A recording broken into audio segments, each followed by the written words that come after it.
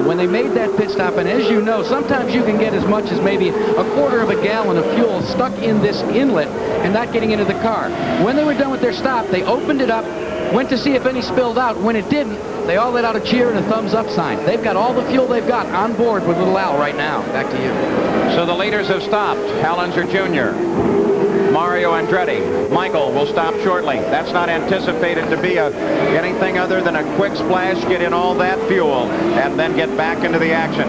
But the lead will most likely go back to Unser Jr., and then fuel will help determine who will win the Toyota Grand Prix of Long Beach. We'll be back. Grand Prix of Long Beach, and the battle is at the front of the field. Mario Andretti with a quick stop picked up the lead, but Unser Jr. pulled up right behind, and now they are fighting at the front. Tom Sneva wisely gives them plenty of space. Little Al pulls up behind Mario Andretti. Now he's right at the back door and trying to get past Mario. As Mario loses it, Mario kisses the wall, and Little Al keeps it going and goes on through. The parts even hit his car, came right over the top, Paul. That was really... Now this should help Little Al. I hate to say it in the fuel deal. I don't hate to say it. But Little Al's missing a wing. Now that is gone. That hasn't been a factor here. Other people have had that happen and done very well. It probably is going to hurt him that bad, because we must remember all day it's been fuel that's limited his speed, not a wing on the left front. He's still got the right front wing though. So Little Al's nemesis, Mario Andretti, is out of the way, but still the question is fuel. This is what happened again from the onboard. Mario moved way over to the inside, and it looks like he just caught an edge of the wall from the inboard. Paul, it doesn't even look like that happened, to be honest with you. It looks like maybe a tire or something broke on the car, because he was going straight when that happened. Really was no reason for him to hit that wall. It is not logical from that point of view. Mario is not a man who makes mistakes. Unser Jr. is now the leader. Mario Andretti with his problems, and Michael Andretti may have to pick up the challenge on behalf of the family. Michael is 20 seconds back, which puts Little Al in a terrific position to conserve the fuel. And Mario is still sitting by the side of the course. He'll just short shifting a whole bunch right now, and his whole race now, or the rest of his race, will be predicated on how fast that Michael is able to pull up on him. Here's another view of this same situation, Bobby. Both cars heading for the corner. Little Al comes to the inside, and the problem was Al's. Little Al ran right into the back of him. That's where his wing went, and some of those parts we saw flying around was Little Al's front wing. He absolutely booted Mario. What was Little Al trying to do? Here in the pits, they're getting ready with another nose wing for Little Al's car, should they need it. But again, experience here has demonstrated the nose wing isn't that critical, except if Al's seeing it, then he's going to be on the radio and saying, I have to have it, but he doesn't have that kind of lead to make that kind of change. No, I doubt that they'll be coming in. Little Al right now sitting there wondering how in the world he got to Mario that easy and that quick. Just not like trouble or have a problem all the time. But here on the road circuit, it isn't quite as bad, but it is when he gets behind the traffic. Now here's what just happened. Here's the big story right there. You saw Mario getting ready to turn into the turn. Little Al was in a little too deep. Either that or he ran out of brakes. He just walked Mario right in the back end and spun him out.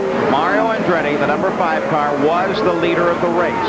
Little Al was chasing him.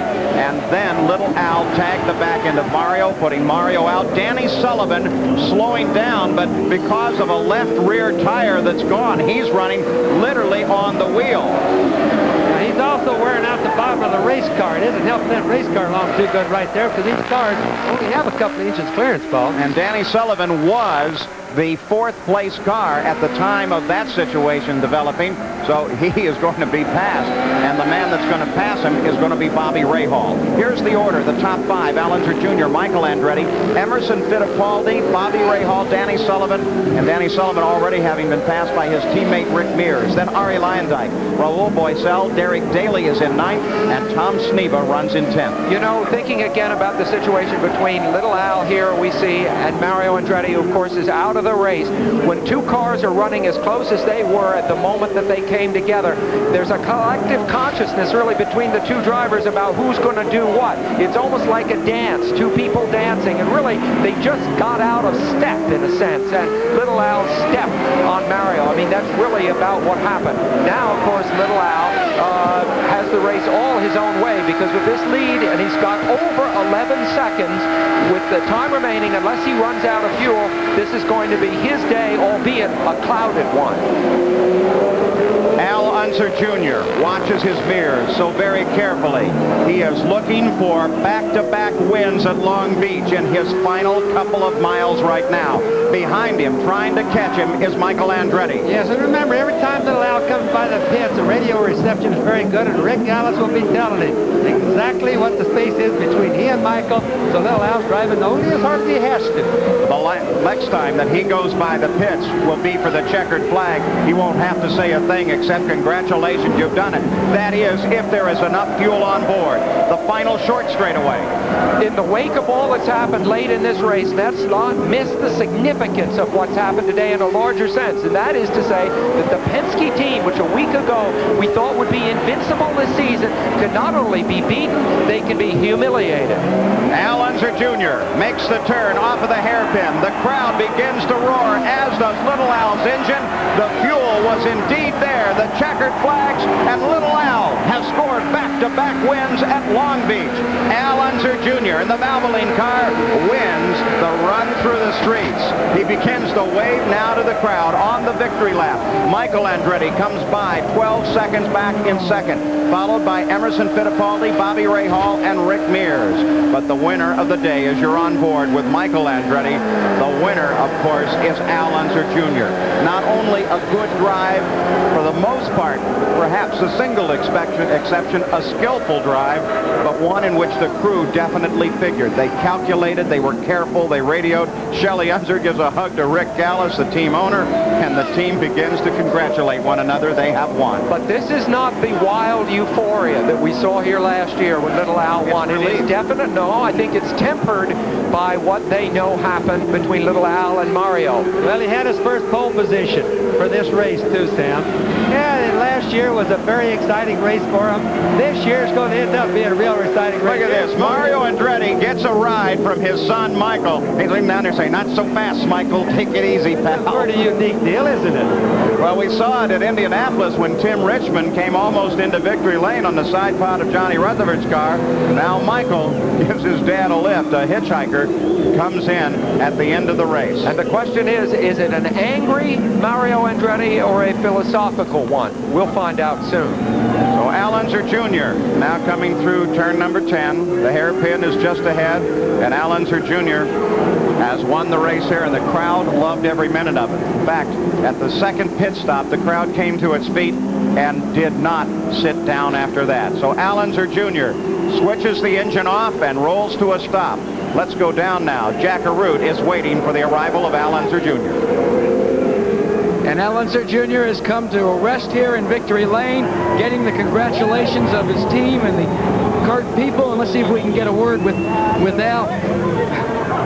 I hope you get your helmet off here, and we'll be able to talk to him. And Sam Posey and Paul Page, you talked about the fact that there was a quiet resolution here. Well, it's the same way that he came into the pits here, as we're taking the tubes off, part of the problem, and he's going to get out of the car here, and we'll get a chance to get a word with him, because it's somewhat mixed emotions.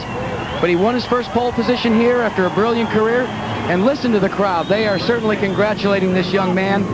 And Al, congratulations. Just an incredible run. It was close several times. Fuel and then the altercation there with the Andrettis. How do you feel about this one? Well, I got mixed emotions about it, you know. I feel good about it, but Mario did, you know. We had a problem here, and what happened? I just want to say that you know, we came up on Sneva, and Sneva stopped, and it was like a traffic jam, and I had momentum going. I ain't putting the blame on anybody. It's my fault because I did the hitting, but God dang it, you know, they all stopped in front of me, and couldn't help it, you know. Now, it was tight quarters here. Why we turned around was Mario Andretti came here to Victory Lane and had a couple of words, and it's tough when you have mixed emotions like Al Unser Jr. does, but we're going to have to take a look at it here as he gets the congratulations of Shelley Unser. Back up to you, gentlemen. A disappointed Mario Andretti just a few feet away, but Al Unser Jr. demonstrated that he's a class act. Let's go to Brian Hammonds. Mario Andretti's with us. Mario, you went up to Al Unser and Al Jr. in the victory lane. What'd you say to him? Well, I find it very difficult to congratulate him, of course. What happened out there? Well, he just blatantly punted me right out of the way, and here we're going for the lead. This is the second time in a few months. In the last race in Miami, the same way. Now, if that's the way that he wants to play, I think it's pretty sorry. Pretty sorry way to drive, really. Mario Andretti obviously very disappointed here at Long Beach. Paul? Definite anger there.